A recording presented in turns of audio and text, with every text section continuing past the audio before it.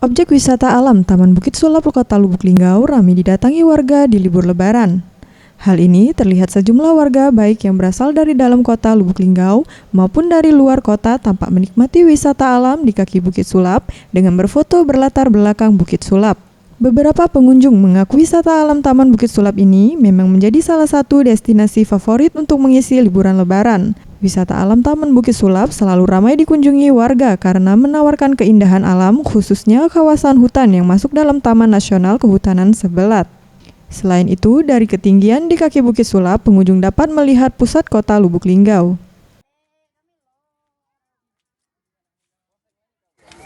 Bukit Sulap ini kan salah satu destinasi wisata yang ada di Lubuk Linggau yang cukup menjanjikan ya. Maka dari itu kita sebagai masyarakat Lubuk Linggau ya di samping kita mengisi liburan ya, terus kita secara langsung ikut mempromosikan ya objek wisata yang ada di Lubuk Linggau ini agar lebih dikenal di daerah-daerah lain.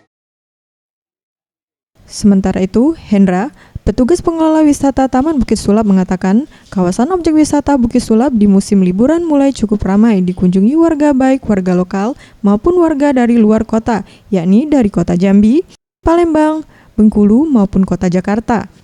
Dalam sehari kunjungan warga bisa mencapai 500 orang pengunjung. Ya, kalau pengunjung sih daripada hari biasa lebih meningkat lah. Berapa persen? 50% lah.